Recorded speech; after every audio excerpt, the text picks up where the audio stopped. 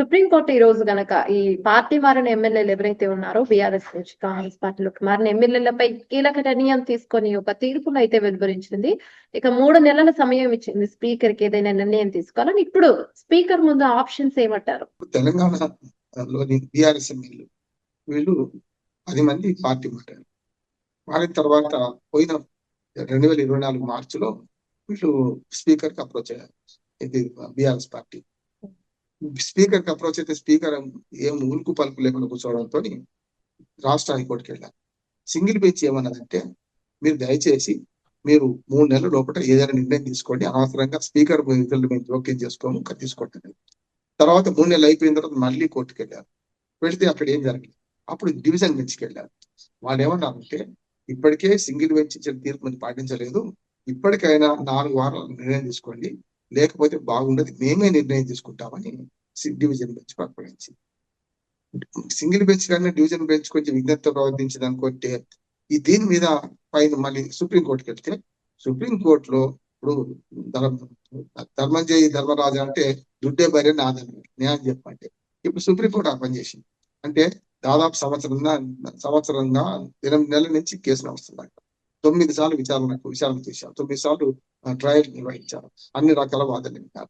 వీళ్ళు 4 నెలల క్రితం దీనికి తీర్పును రిజర్వ్ చేసి పెట్టుకున్నారు. కొండంత రాగం తీసి అనే పాట పాడినట్టు కొండంత రాగం తీసి ఏదో చేసినట్టు ఇవాళ ఆఖరికి ఏమైందంటే, చివరికి మళ్ళీ స్పీకర్ కి 3 నెలలు టైం తీసుకుంటారు. ఈ ముగ్గురు మళ్ళీ మీ స్పీకర్ దగ్గర అప్పచెప్పడం అంటే ఏమైందంటే, ఈ పని చేయడానికి 4 నెలలు ఎందుకు పట్టిందని సుప్రీంకోర్టు అంటున్నారు. ఇప్పుడు 4 నెలల క్రితమే నిర్ణయం తీసుకుంటే అయిపోద్ది కదా, మీ పరిధి లేదు. నిజంగానే స్పీకర్ రాజ్యాంగ పదవి, మీది రాజ్యాంగ వ్యవస్థ, రాష్ట్రపతి రాజ్యాంగ పదవి, గవర్నర్ రాజ్యాంగ పదవి. మరి గవర్నర్ కు మన రాష్ట్రపతికి మీరు 3 నెలల గడువు విధించారు కదా, మరి దాని మీద కూడా చర్చ జరుగుతుంది.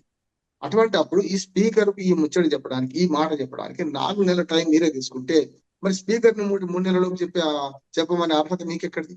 చాలా మంది ఏమన్నా కోర్టులకు భయపడుతున్నారు. భక్తి లేదు, గౌరవం అంతం లేదు, భయం ఎక్కువ ఉంది కోర్టుల పట్ల. ఫేర్ కామెంట్ చేయొచ్చు. ఇవాళ సుప్రీంకోర్టుకి నేను ప్రశ్నిస్తుంది ఏంటంటే, 4 నెలల క్రితం తీర్పు రిజర్వ్ చేసుకున్నాం, 5 రోజులు, 10 రోజులు, 15 రోజులు, 1 నెల రోజులు టైం తీసుకుంటే ఎవరు వద్దారు? కానీ ఈ తీర్పు చెప్పడానికి తగుదనమ్మా అని మళ్ళీ స్పీకర్ కి 3 నెలల అధికారం అప్పచెప్పడానికి 3 నెలల లోపల నిర్ణయం తీసుకోమంటారు. చేసుకోకపోతే ఏం చేస్తామని కూడా చెప్పలే. హైకోర్టు అన్న కనీసం మీరు తీసుకోకపోతే మేము న్యాయం చేస్తామన్నది డివిజన్ బెంచ్. ఆ డివిజన్ బెంచ్ తీర్పును కొట్టేసాడు. ఆ మాత్రం న్యాయం జరిగి అది కొట్టేసాడు. చివరికి ఏమన్నారు, 3 నెలలు మాకు టైం ఇచ్చి ఆయనకు బాల్ ఎవరి కోర్టులో ఉంది, ఇప్పుడు స్పీకర్ కోర్టులో ఉంది. ఈ స్పీకర్ ఏం చేయాలని చెప్తాను. స్పీకర్ ఇప్పుడు స్పష్టంగా వివరణ తెప్పించుకొని పార్టీ ఫిరాయించిందంటే అందరి పదవులు పోవాల్సిందే, కానీ పోవు అని ఖరాఖండిగా చెప్తారు. గతంలో మనకు అనుభవం ఉన్నది. గతంలో సురేష్ రెడ్డి గారని ఇప్పుడు బీఆర్ఎస్ లో ఉన్నాడు. ఇప్పుడు ఆయన గతంలో రాజశేఖర రెడ్డి గారి గవర్నమెంట్ లో ఆయన స్పీకర్ గా ఉండేవాడు.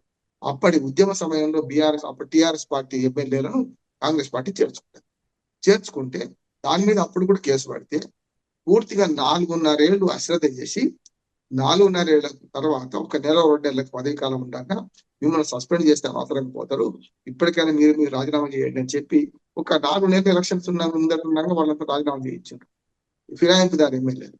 మరి సురేష్ రెడ్డి ఒకటి ఉంది కదా ఉదాహరణ. మొత్తం దేశవ్యాప్తంగా స్పీకర్స్ కూడా అదే చేస్తున్నారు. స్పీకర్లు అందరూ కూడా అధికార పార్టీకి వత్తాసు పలుకుతూ వాళ్ళ దగ్గర విచక్షణాధికారులను వాడుకుంటూ ఇట్లాంటి ఫిరాయింపు చట్టంలో తప్పు చేస్తున్నారు. అందుకని నాకు నమ్మకం ఏం లేదంటే ఈ స్పీకర్ కూడా అది పెట్టేస్తారు, పెద్ద సమస్య లేదు, మళ్ళీ ఈ పదవి కాలం అయిపోయేదాకా ఏదో జరుగుతుంది. ఉదాహరణ చెప్తాను, తర్వాత జరిగే పని కావాలి. 3 నెలలు అన్నారు, 3 నెలల దాకా ఏం చేయాలనుకోండి. సుప్రీంకోర్టు ఏం చేస్తారు, అప్పుడు మా చేతిలో అధికారం లేదు, పార్లమెంట్ కాబట్టి ఇప్పుడే చెప్పేసింది కదా, అశక్తత వ్యక్తం చేసింది కదా, హ్యాండ్స్ అప్ అన్నట్టు 2 చేతులు ఎత్తేసింది కదా, ఇక వాళ్ళు చేసేది ఏమున్నది? వాళ్ళు ఏం చేయాలని తెలుసుకున్నాక స్పీకర్ ఎందుకు నిర్ణయం తీసుకుంటాడు? తర్వాత మరి కోర్టు ధిక్కారం, మీరు చెప్తే వినలేదు అని చెప్పి ఇప్పుడు దీన్ని ఇప్పుడు వాయిదా పడ్డది కేసు ఇచ్చుకుంటూనే మార్చి 25 వాళ్ళ వచ్చే సంవత్సరం 26 వాయిదా పడ్డది. వచ్చే సంవత్సరం దాకా రాముడు ఎవడో రాకాసుడు ఎవడో కదా. కానీ ఏమవుతుందంటే స్పీకర్ నిర్ణయం తీసుకుంటే నేను నమ్మదలిగిన దాని మీద మళ్ళీ సుప్రీంకోర్టుకు పోవాలి, మళ్ళీ వాళ్ళు ప్రచారం చేస్తారు, ఈలోగా పుణ్యకాలం కాస్త గడిచిపోతుంది. కానీ దీనికి పరిష్కారం కూడా చెప్తారమ్మా. పరిష్కారం లేకుండా ఈ సమస్య ఉండవు. ఫిరాయింపుదా చట్టం ఏదైతే 93 అమెండ్మెంట్ ద్వారా వచ్చింది, 93 అమెండ్మెంట్ ద్వారా వచ్చింది. దానిలో స్పష్టంగా అప్పుడు ఏముందంటే 1/3 సరిపోతుంది. ఏది ఫిరాయింపుదారు పార్టీలో ప్రతి వాళ్ళు అదే పార్టీలో ఉండాలని ఏం లేదు, ఫిరాయించవచ్చు. కానీ దానికి అప్పుడు క్లాజ్ ఏం పెట్టిందంటే 3 ఎమ్మెల్యేలు ఉంటే, సింపుల్ గా చెప్తాను, 3 ఎమ్మెల్యేలు ఉంటే ముగ్గురు ఎంపీలు ఉన్నా ఒక్క ఎంపీ కానీ ఒక్క ఎమ్మెల్యే కానీ పోతే అప్పుడు ఫిరాయింపు చట్టం కింద రారన్న. ముగ్గుట్లో ఒకటి పోతే ఇద్దరు అర్థికుంటారు కదా, మరి అటువంటి అన్యాయమే కదా అని ఏం చేసిండంటే తర్వాత దాన్ని అమెండ్ చేసి ముగ్గుట్లో ఇద్దరు అంటే 100 మంది ఉంటే 34 మంది పోతే అది పార్టీ 66 మంది పోయినప్పుడు మాత్రం పార్టీ చీలిక కిందకి వస్తాను. అందుకని గతంలో కేసీఆర్ గారు 2 సార్లు కాంగ్రెస్ ఎమ్మెల్యేని గెలుచుకున్నప్పుడు ఆ పద్ధతి పాటించు. అప్పుడొకరు మారినా కూడా చివరికి 21 మంది కాంగ్రెస్ ఎమ్మెల్యేలు ఉంటే 13 మందిని చేర్చుకొని ఈ 13 మంది చేరితే ఆటోమేటిక్ గా పార్టీ ఫిరాయింపుల చట్టం కిందకి రారు కనుక బతికిపోయింది. అట్లా రెండోసారి 2018లో గెలిచిన 19 మంది కాంగ్రెస్ ఎమ్మెల్యేలు గెలిస్తే 12 మందిని చేర్చుకొని అప్పుడు కూడా సిఎల్పిని విలీనం చేసుకున్నారు. అది పద్ధతి. శంకర్ వస్తే తీర్థమైంది. కానీ ఇప్పుడు బీఆర్ఎస్ ఎమ్మెల్యేలు ఎంతమంది ఉన్నారు? 39 మంది ఉంటుంది. ఒక ఆమె చనిపోయింది లాస్యా అని మనకు కంటోన్మెంట్ ఎమ్మెల్యే. ఆమె ప్లస్ లో మళ్ళీ ఎన్నికలు అయినాయి. ఉప ఎన్నికల్లో గణేష్ అని కాంగ్రెస్ పార్టీ అభ్యర్థి గెలిచిండు. 35 మిగిలి 35లో 10 మంది ఫిరాయించారు. ఒకవేళ ఇది లీగలైజ్ కావాలంటే ఫిరాయింపుల చట్టం కింద రావద్దంటే ఇంకా 16 మంది చేరాలి. కాంగ్రెస్ లో చేరతారా? పోయిన వాడికే దిక్కు లేదు.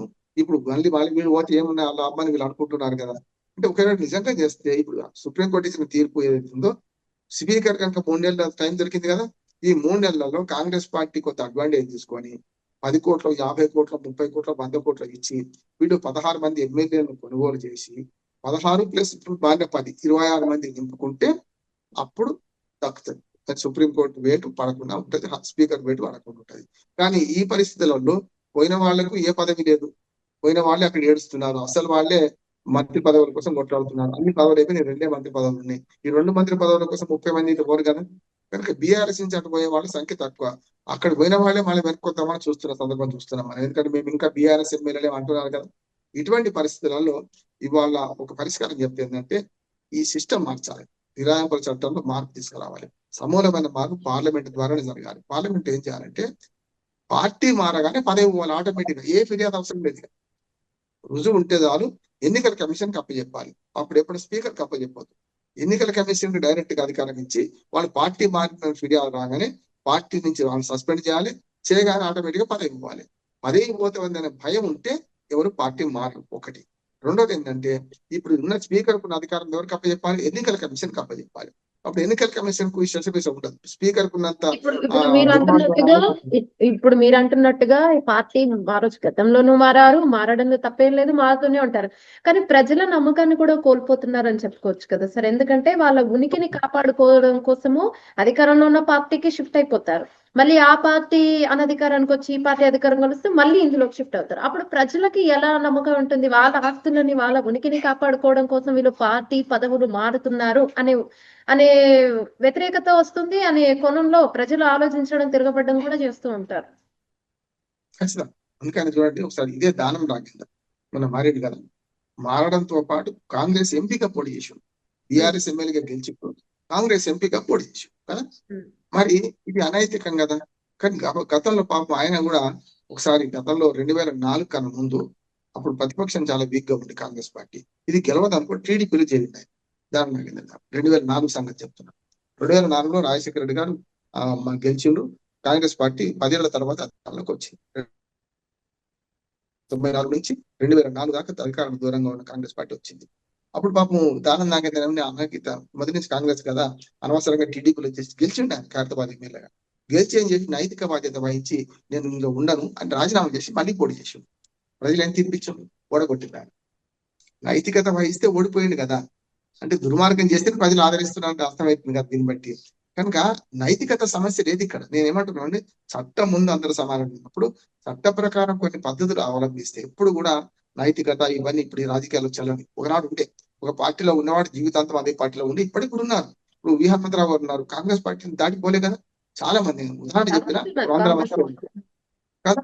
అటువంటిది వాళ్ళకి ఫిరాయింపుదారులే మునగాడైపోయి ఫిరాయింపుదారులకే అందలం ఎక్కిస్తుంటే బయట నుంచి వచ్చిన వాళ్ళకి స్వయాన ముఖ్యమంత్రి ఫిరాయింపుదారు కదా. ఇవాళ రేవంత్ రెడ్డి గారే వేరే పార్టీ నుంచి వచ్చిన ఆయన కదా కాంగ్రెస్ లోకి.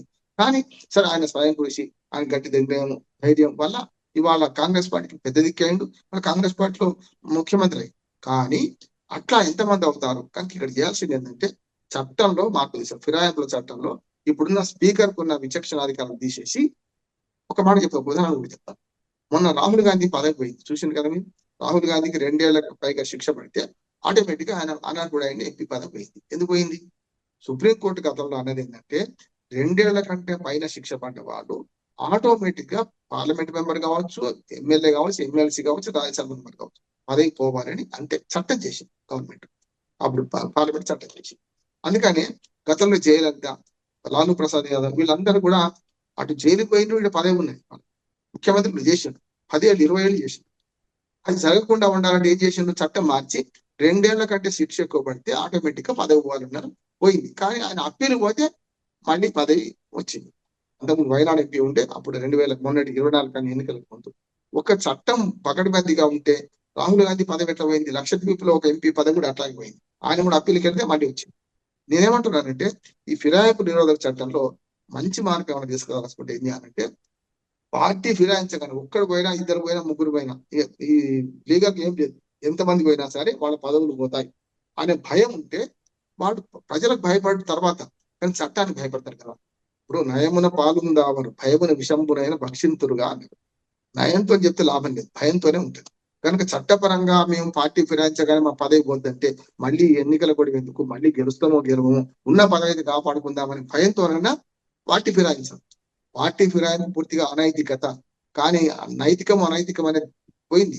కనుక ఇప్పుడు ఏం చేయాలంటే కేంద్ర ప్రభుత్వమే, సుప్రీంకోర్టు అదే సూచన చేసింది, స్పీకర్లకు అధికారం తీసేయమని అంత స్పష్టంగా చెప్పారు. నేను చెప్తున్నా ఎందుకంటే ఆ సంస్కరణ భాగం కనుక 93వ రాజ్యాంగ సవరణ ద్వారా వచ్చిన అధికారాన్ని ఒక ఫిరాయింపు చట్టాన్ని అందులో ఉన్న చిన్న లొసుగులు మారిస్తే ఇవాళ ఎవ్వరు దేశవ్యాప్తంగా ఫిరాయింపులకు పాల్పడరు.